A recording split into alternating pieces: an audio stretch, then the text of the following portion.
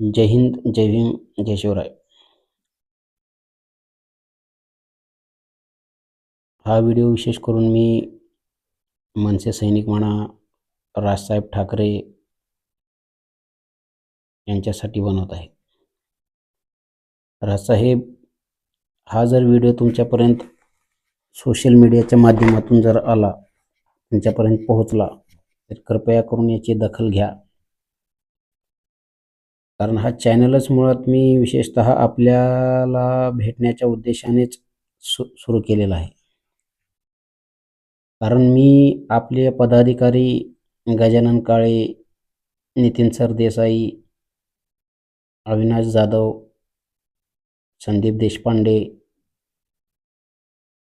यशवंत किल्लेदार अशा अनेक पदाधिकाऱ्यांना मी आपल्या भेटलेलो आहे आणि त्यांना एक डेमो देण्याचा प्रयत्न माझा होता. एक प्रेझेंटेशन दाखवण्याचा प्रयत्न होता. त्यांना हे बघा आणि हे आपल्यापर्यंत राजसाहेब ठाकरेपर्यंत पोहोचवा. राजसाहेब आपलं अपयश म्हणजे हे आपल्या स्वतःचं अपयश नाहीये. हे हिंदुत्वाचं अपयश आहे आणि हे एक भीमसैनिक आपल्यापर्यंत एक संदेश पोहोचवण्याचा प्रयत्न करत आहे.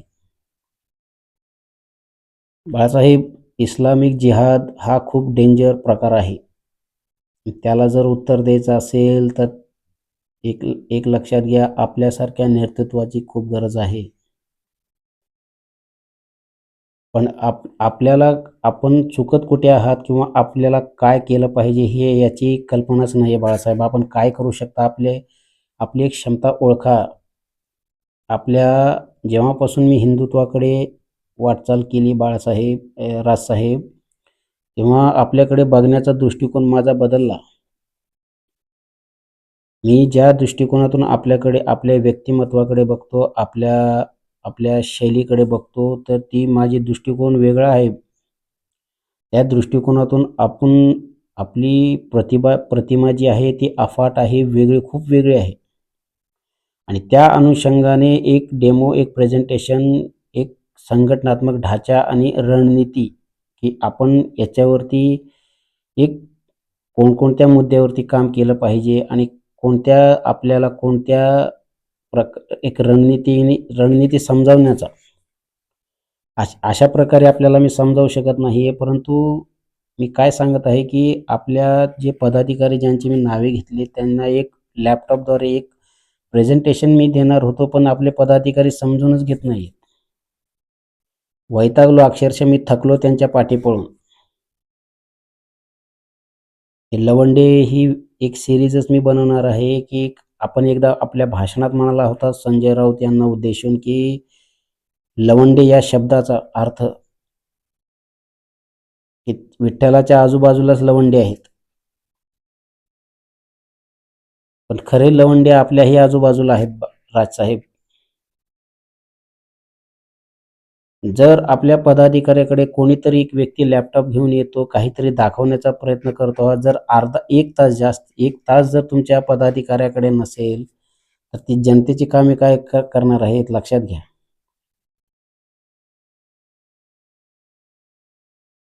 आपली खूप गरज आहे येणाऱ्या ग्रहयुद्धाला तोंड देण्यासाठी. आपल्या हातून जे कार्य होऊ शकेल, जे काम होऊ शकेल, ते दुसरं कोणीही करू शकणार नाही. राजसाहेब, आपली क्षमता ओळखा. आपल्याकडे देश हलवण्याची क्षमता आहे, देश. आणि म्हणून मी ही जे थंबनेल लावलेलं आहे की छत्रपती शिवाजी महाराज नंतर नेताजी सुभाषचंद्र बोस आणि त्यांच्या नंतर आपण, हे का मी म्हणतोय, कारण आपल्याला जे गॉड गिफ्टेड जे भेटलेलं आहे ना, त्याची तुलनाच होऊ शकत नाही.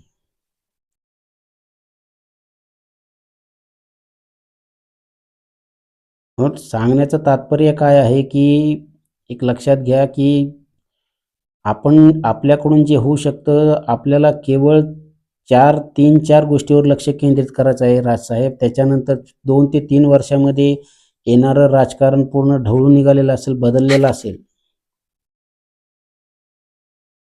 पण काही गोष्टी आपल्या हातून होणाऱ्या चुका आणि त्याच्यात सुधारणा करून काही आपल्याकडून पुढील स्टेप उचलणं खूप गरजेचं आहे.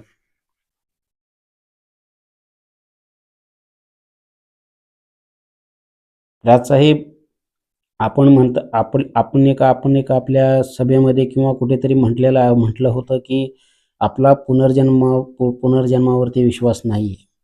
जे आहे ते याच जन्मी. पण आपला जन्म वाया जात आहे राजसाहेब.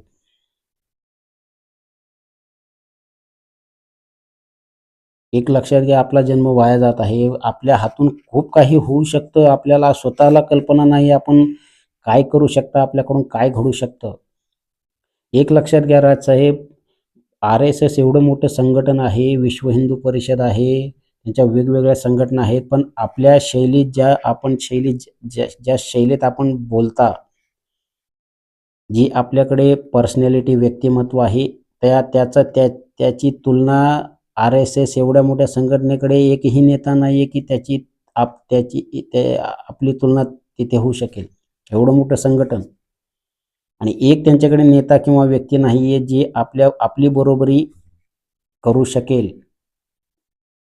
आणि हे गॉड गिफ्टेड आहे राजसाहेब.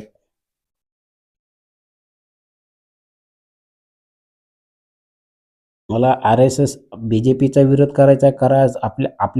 आपल्याला जे मुद्दे, परंतु हिंदुत्वाच्या दृष्टिकोनातून एक लक्षात घ्या, आपण जे करू शकता ते दुसरं कोणीही करू शकत नाहीये, हे लक्षात घ्या. आणि थोडंसं आपलं मुद्दे, आपले काय भेदभाव किंवा विचारांचे जे पटत नसतील किंवा जे काही असेल भेदभाव असतील ते बाजूला ठेवा. परंतु हिंदुत्वासाठी तुम्ही एकदा माझा डेमो आणि एकदा प्रेझेंटेशन बघा.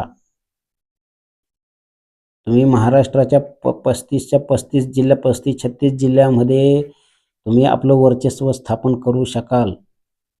परंतु त्याच्यासाठी काय करावं लागेल, काय एक सामान्य तुम्हाला एक भीमसैनिक सांगत आहे की तुम्ही ह्या गोष्टीवर लक्ष केंद्रित करा आणि बघा 2 ते 3 वर्षामध्ये काय काय चमत्कार. जर झाला नाही तर मग बोला. आणि त्याच्यासाठी ऐकणं पण गरजेचं आहे ना. आपले पदाधिकारी असे तेव्हा हे जे मी ईमेल ID देत आहे, जर आपल्यापर्यंत हा व्हिडिओ पोहोचला तर याची दखल घ्या राजसाहेब. काय महाराजांनी पण स्वराज्य निर्माण केलं, परंतु त्या स्वराज्य निर्मितीमध्ये बहिर्जी नाईक या व्यक्तीचा खूप मोठा वाटा होता. आपला मीपणा बाजूला ठेवा आणि जनतेला कोणत्या मुद्द्यांची गरज आहे किंवा जनतेला काय हवंय हे समजून घ्या. वर्तमान काळामध्ये आपण मराठीच्या मुद्द्यापेक्षा खूप काही आहे हे लक्षात घ्या. परंतु काहीही करायचं असेल तर सत्तेत येणं खूप गरजेचं असतं. आणि सत्तेत यायचं असेल तर राजकारणाची आपली थोडीशी दिशा, रणनीती बदलावीच लागेल हे लक्षात घ्या. खाली मी माझा ईमेल ID देत आहे राजसाहेब. देत आहे. त्या ईमेल ID जर आपल्यापर्यंत हा व्हिडिओ जर पोहोचला, कृपया करून मला एकदा भेटण्याची मेहरबानी करावी. आणि मी हे का करत आहे, हिंदुत्वासाठी करत आहे राजसाहेब. कारण आपल्याकडे जेव्हापासून मी या इस्लामिक जिहादाचे प्रकार आणि इस्लामला मी समजून घेतलं, तेव्हापासून मी हिंदुत्वाकडे जो कल केला आहे, तर तेव्हापासून आपल्याकडे बघण्याचा माझा दृष्टिकोनच बदलून गेला. आणि म्हणून आपल्या व्यक्तिमत्वाला समोर ठेवून एक मी प्रेझेंटेशन तयार केलं होतं, एक डेमो तयार केला होता आणि तो आपल्यापर्यंत पोहोचवण्याचा प्रयत्न केला होता. परंतु आपल्या पदाधिकाऱ्यांच्या कृपेने तो पोहोचलेला नाहीये. आपले पदाधिकारी स्वतःलाच राज ठाकरे समजतात. समोर हाजी-हुजी करायचं आणि बाहेर, ही वस्तुस्थिती आहे राजसाहेब.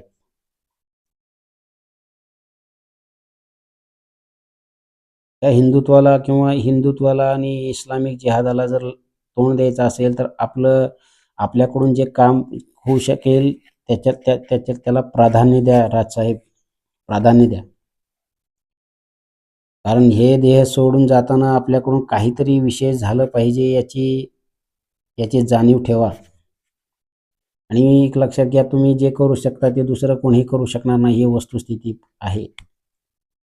परंतु आपल्या चुकीच्या राजकारणामुळे आपल्याकडे असलेल्या त्या दैवी गुणाचा दुरुपयोग होत आहे. तो त्याचा सदुपयोग होऊ शकतो, पण चुकीच्या धोरणामुळे आणि चुकीच्या राजकारणामुळे त्याचा दुरुपयोग होत आहे, हे लक्षात घ्या. जय हिंद, जय भीम, जय शिवराय.